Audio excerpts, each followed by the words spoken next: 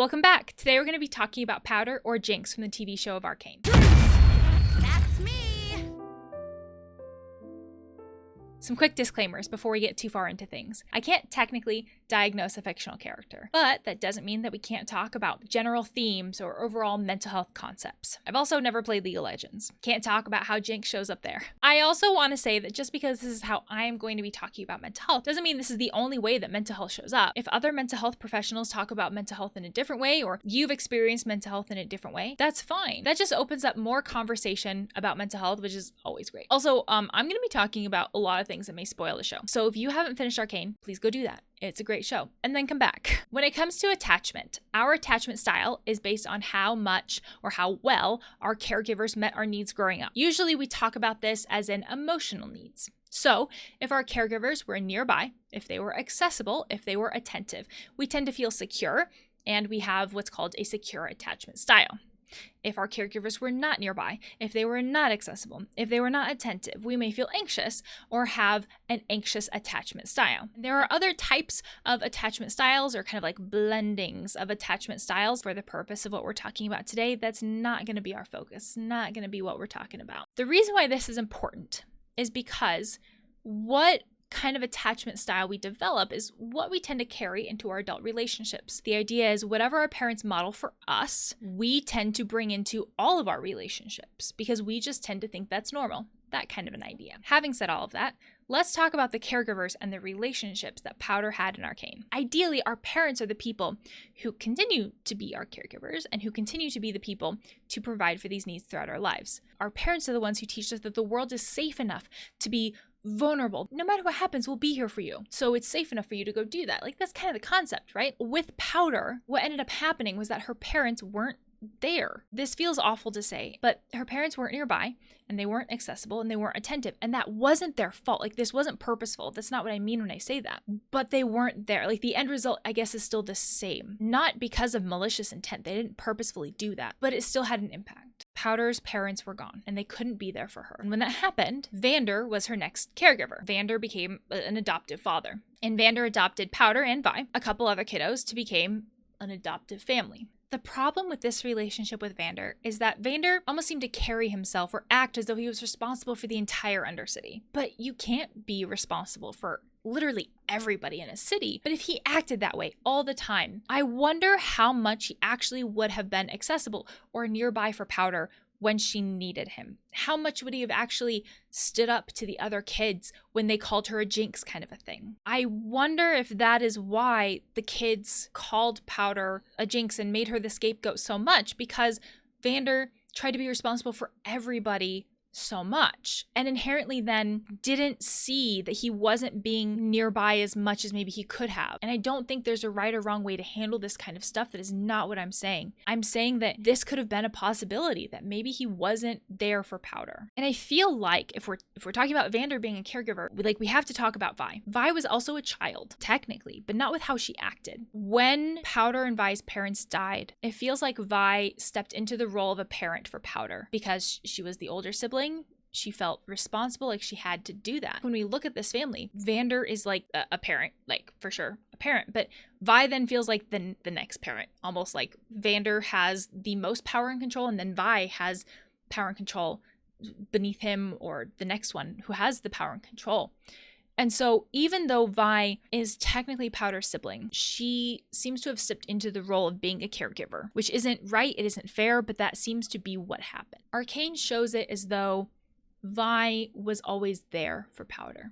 This protective force. No matter who they were kind of facing, protecting her sibling against outside forces, but also protecting her sibling from other siblings, from bullying that came from within their family. It was always Vi. Vi was always the one who was there for Powder. She was still a child herself. I know I've said that before. I'll probably say it again. She won't know how to cope with things. She just hasn't had enough time to learn that as a skill. How will she know how to be attentive to her sister, to a child, when she's still a child herself? I think that is a huge problem with their relationship. Because Vi is a child, she just hasn't learned the skills that would allow her to be attentive and to fill her sister's emotional needs. It's no one's fault that this happened. I mean, it's not Vi's fault that she didn't fill her sister's emotional needs. This is just what happened.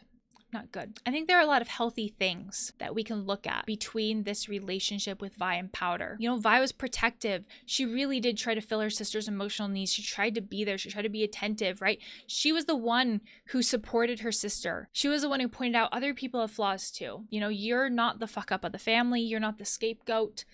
It wasn't your fault. You have other strengths that other people don't have, and they're just as valid, right?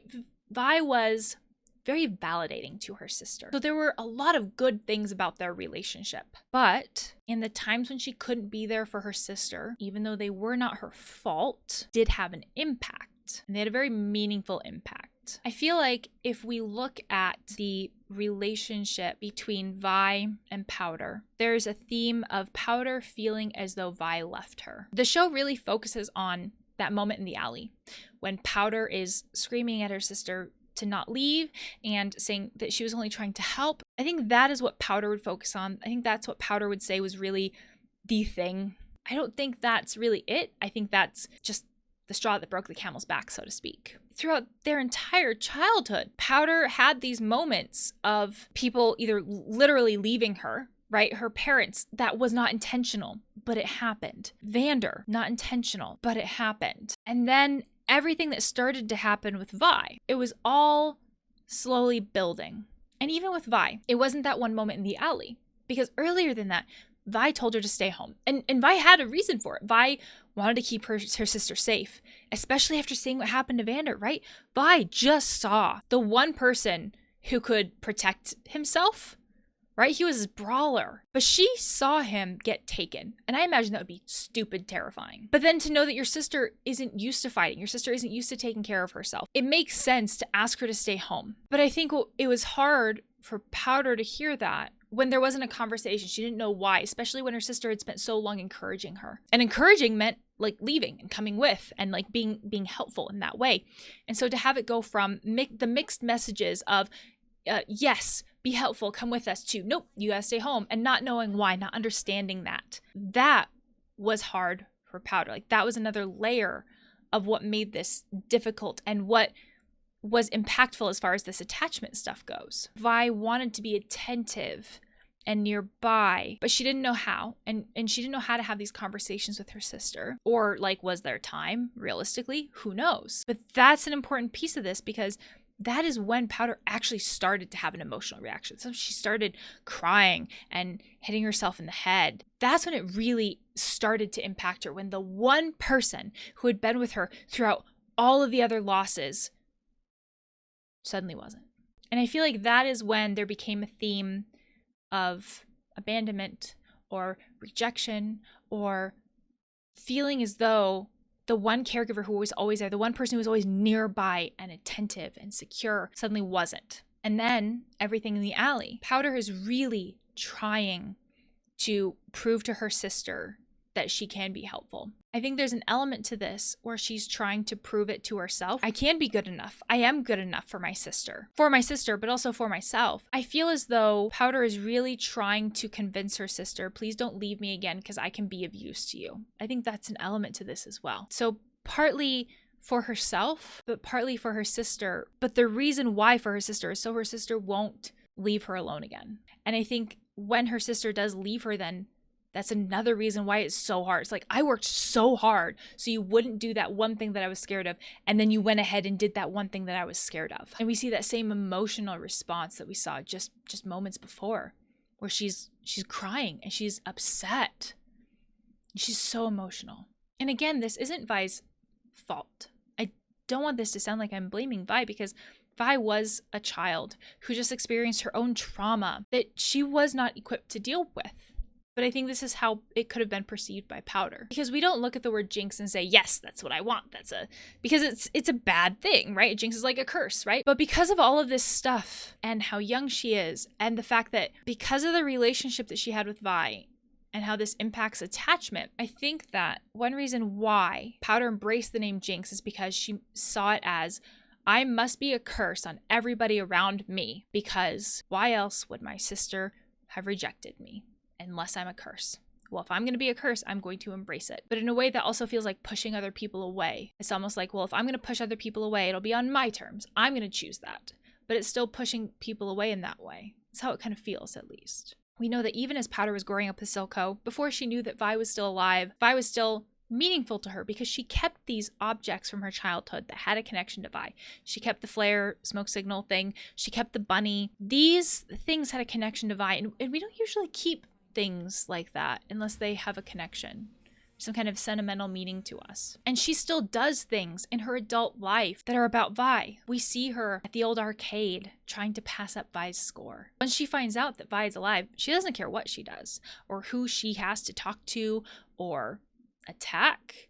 All she cares about is getting to Vi. We don't do that unless someone's important to us. So there is something about this connection between Vi and Powder that is still important to Powder, even if she doesn't realize it. And all of this feels like going back to this idea of anxiety, of anxious attachment. Like she's anxious that her sister will leave her again.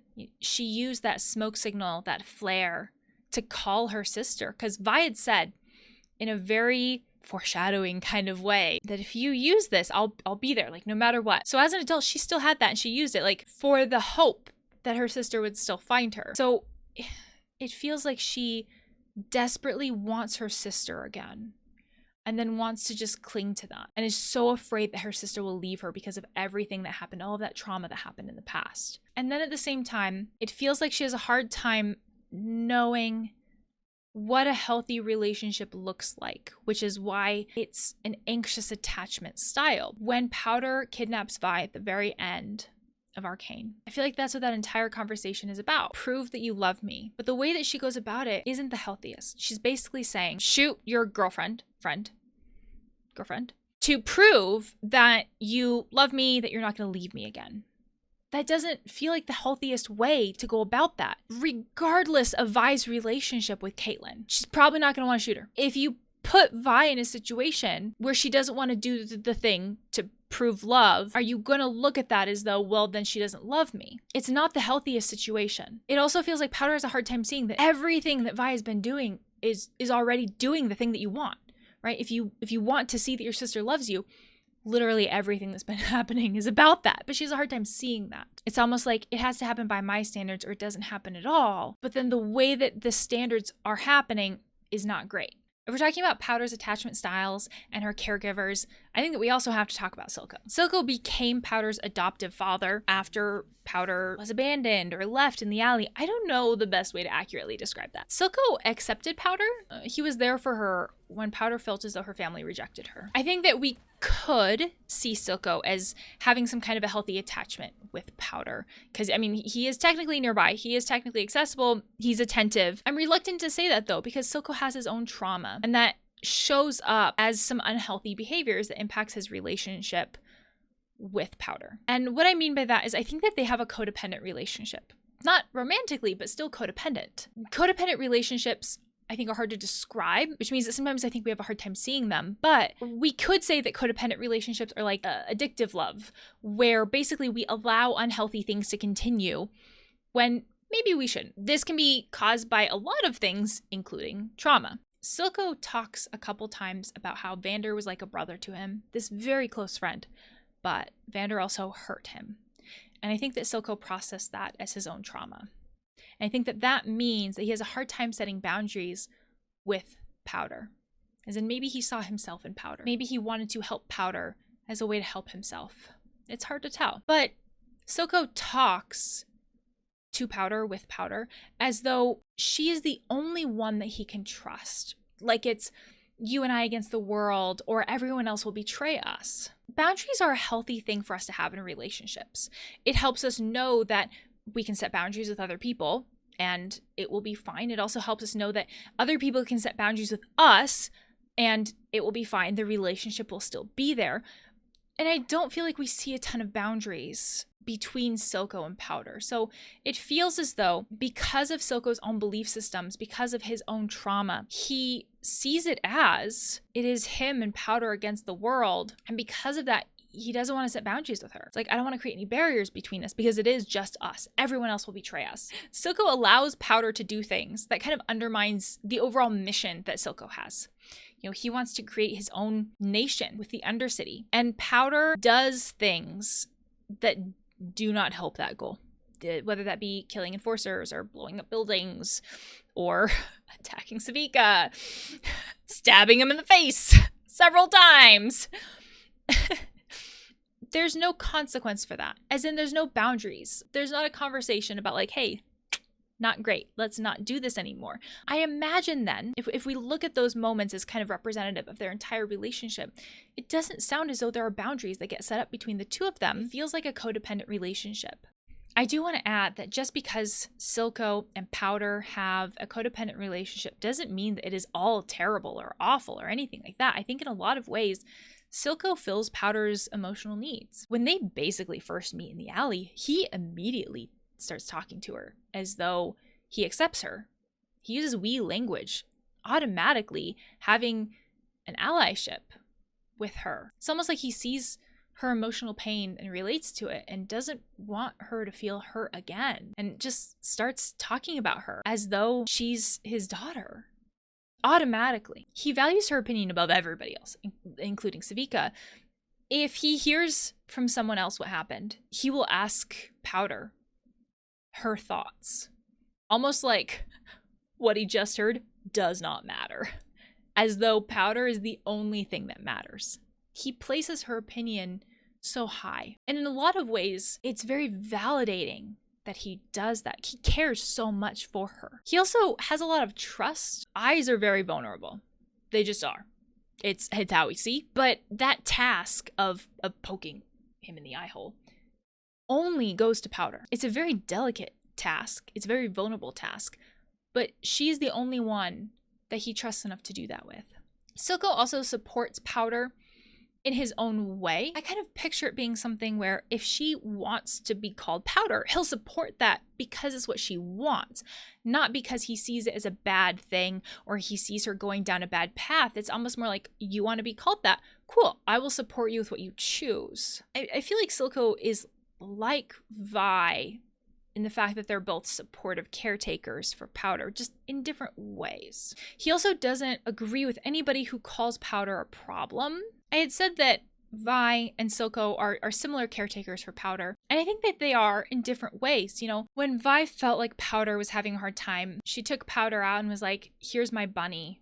This was the thing that was supportive for me. And then she, got the bunny and gave it to Powder, as in taking something that was supportive for her and using it to try to help her sister. And Silco does that in his own way. The way that Silco does it is by kind of taking this idea of, this thing was traumatic for me, and here's how I got through it. And if you're having a hard time with your sister and that's traumatic for you, maybe you'll get through it the same way that I got through it. Because Silco talks about water and this kind of idea of baptism as though letting himself die off in a way through the baptism, through the trauma, like that brought him peace. And so he tries to do that for Powder, as though maybe the act of just being in the water and the baptism will help her. He really is trying to help her in his own way. I kind of wonder if Silco has unconditional love for Powder. And unconditional love is this idea that we love somebody regardless of what they do, what choices they make, anything like that. Basically, this idea that we love them no matter what. They don't have to change, they don't have to earn it. And that scene at the very end of Arcane, where Silco says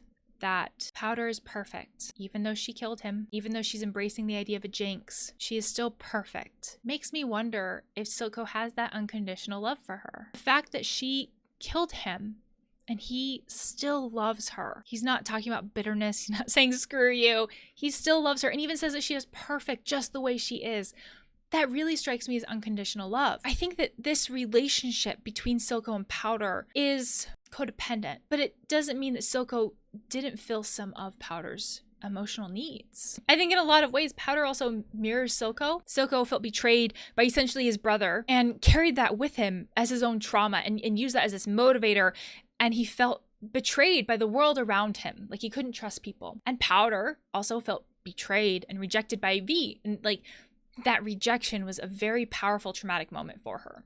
She focused more on the moment in the alleyway as being that moment of rejection, even though there was a lot more that built up to that. And when Silco was betrayed, he lashed out at Vander. And when Powder was betrayed, she lashed out at Vi and people close to Vi, and even tried to get Vi to prove that it wouldn't happen again, that she wouldn't be betrayed or rejected again. So I think in a lot of ways they mirror each other, and I don't know I don't think that that's a mental health thing or just a narrative writing thing that they did with Arcane. And I'm sure that there's a lot more that could be talked about with Powder or Jinx. But these are some of the things I noticed as far as attachment and relationships with this character. But I would love to hear your thoughts on the TV show and the video, and I will see you next time.